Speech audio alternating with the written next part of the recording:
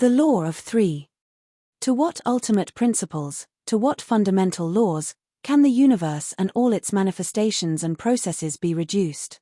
According to the teaching of this work, there are behind all things two ultimate laws, known respectively as the law of three and the law of seven. These two laws are fundamental. From the standpoint of the teaching, our universe is created. We live in firstly a created, and secondly an ordered universe. If the universe were chaos, there would be no order, and no laws. Cosmos literally means order, as distinct from chaos. If the world were chaos, the study of the laws of matter and so on would not be possible. Science, such as we know it, could not exist. The law of three is the law of the three forces of creation. This law states that three forces must enter into every manifestation. However, creation is governed by another law, the law of seven, or the law of order of manifestation. Creative forces could not work unless they created in some order, and this order of manifestation or order of creation is due to the law of seven. But for the moment, let's speak only of the law of three. Every manifestation in the universe is a result of the combination of three forces. These forces are called active force, passive force, and neutralizing force. Active force is called first force. Passive force is called second force. Neutralizing force is called third force. First force can be defined as initiating force, second force as the force of resistance, friction, and reaction, while third force is balancing, neutral, relating principle or connecting force. The point of application. These three forces are found both in nature and in man throughout the universe. On every plane these three forces are at work. They are the creative forces, and nothing is produced without the conjunction of these three forces. The conjunction of these three forces constitutes a triad. One triad creates another triad, both in the vertical scale and in the horizontal scale of time. In time, what we call the chain of events is simply a chain of triads. Every manifestation, every creation, results from the meeting together of these three forces: active, passive, and neutralizing. Active force, or first force, cannot create anything by itself. Passive force, or second force, cannot create anything by itself. Neutralizing force, or third force, cannot create anything by itself. Nor can any two of the three forces produce a manifestation. It is necessary that all the three forces meet together for any manifestation or creation to take place. The three forces are only creative at the point of their conjunction, and here a manifestation, a creation, or an event, takes place but not otherwise. Out of all the infinite number of things that might happen in the sixth dimension, only a few actually take place in the fifth, namely, when these three forces meet in conjunction. If they do not all meet, then nothing can actually take place. For example, if active force and passive force meet, nothing can happen, no event will take place. But if neutralizing force appears, then there will be three forces at work, and an outcome will result. A triad is present, composed of the three forces, and wherever these three forces meet in conjunction in a trinity, manifestation must result. Every triad, every conjunction of three forces, can give rise to another triad, and under the right conditions a whole chain of triads can result. It is always from the neutralizing force, from third force, that a new triad springs.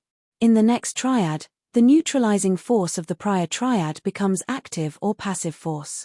The neutralizing force or third force in a triad brings the active force and the passive force into relationship.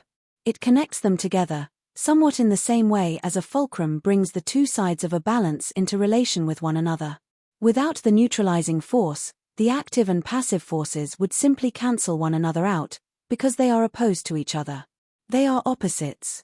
A connecting or relating force is necessary. Neutralizing force is intermediary between active and passive forces.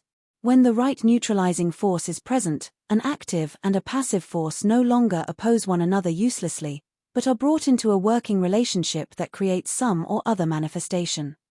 For example, a machine can sometimes be regarded as neutralizing force. A rough example of this is a windmill. The active or originating force is the wind. The passive or resisting force is the mill house. The turning sails make a relation between the pressure of the wind and the resistance of the building, and a manifestation takes place. If there are no sails, or if the structure breaks down, or if there is no wind, then there is no manifestation. This is, by example, a very rudimentary illustration. The idea of three forces is found in religion in the concept of a trinity. In science, the idea of different forces exists, as in positive and negative electrical charges, of which matter is ultimately composed. But in science, the idea of a third or relating force is not as clearly distinct. The fact that three forces create means that three wills create. The first order of creation is therefore subject to three wills or three laws, and it follows that subsequent orders of creation proceeding from the first order are under more and more laws. The three forces are said to proceed from unity. This unity is termed the absolute, which means that which is not conditioned or limited in any way, and so under no laws, save its own will. Since three forces are necessary for any manifestation, the absolute is regarded as the unmanifest or uncreate. The absolute is beyond all human thought. Creation proceeds vertically downwards, descending into an increasing density of laws, and further away from the absolute. As we have seen in the ray of creation, the Earth comes at a very low level in this vertical scale of the universe. Change in the quality of the neutralizing force will not only alter the relation of forces in a triad, but can also reverse the active and passive forces. When life is neutralizing force, personality is active in a person and essence is then passive. When the work is neutralizing force, the position is reversed, where namely essence, or the real part, becomes active, and personality, or the acquired part, is rendered passive. In this case, we have to consider again the significance of the vertical and horizontal lines of the cross as previously covered. We can conceive the neutralizing force of life acting along the horizontal line, and the neutralizing force of the work entering at every moment from the vertical direction. It is only felt when we cease to identify with the things of time and remembers ourselves. We can now speak of the three forces in their psychological aspect. The study of the three forces begins with the study of them in oneself. As noted, three forces exist both in nature and in man, however it is very difficult to see the three forces. They must be studied at first psychologically by means of self-observation, as they exist in oneself. Active force or first force can be taken as what we want. Passive force or second force can be taken as what resists or prevents what we want. This is as far as we can go to start with. It is impossible to see third force until one first sees first force and second force. The second force or force of resistance exists in everything. That is, to whatever it is that we want, there is inevitably some force of resistance. If people realize this, they will not blame so much as they do, nor will they feel that their difficulties are unique. We can speak briefly of one or two points with regard to the study of three forces on the psychological side. In making aim, second force must be calculated, otherwise that aim will be impractical. If we make an aim, then we must count the cost of keeping it. When this is done, we will probably make our aim more practical. Aim must not be too difficult. Everything that prevents us from keeping our aim is second force, provided that we wish to keep our aim. Suppose then that we make an artificial temporary aim, that we will not sit down at all today. Then notice second force in yourself with regard to this aim, what resists you, what opposes your keeping this aim, all the different the different arguments and so on. The nature of the second force will of course be determined by the nature of the first force, in this case the aim you wish to keep. Do not attempt to try to see third force, as this is quite useless at first, but try to see first force and then second force. You cannot see second force unless you see first force, as it is first force that makes second force appear. If you want nothing, there is no second force, in so far as your desire is concerned.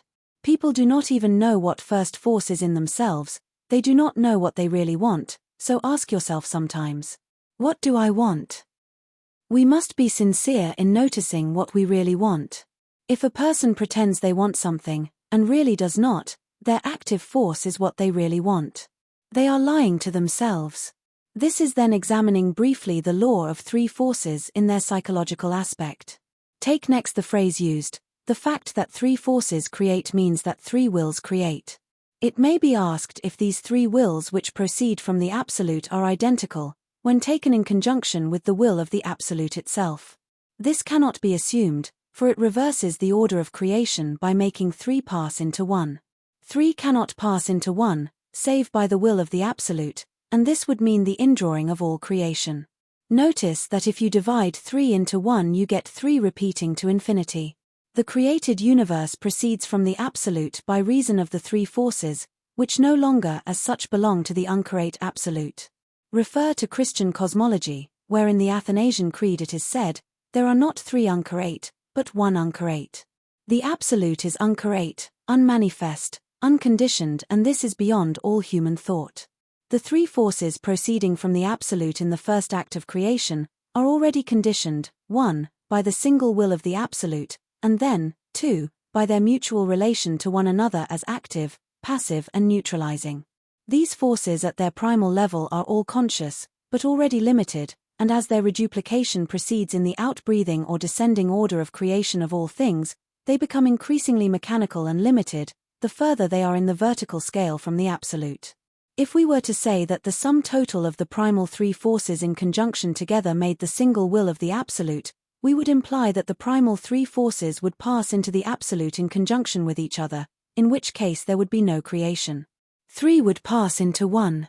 But it is the will of the Absolute to create, and the three forces or separate wills of creation proceed in consequence from the Absolute, and so cannot return unless it is the will of the Absolute itself to draw in all creation.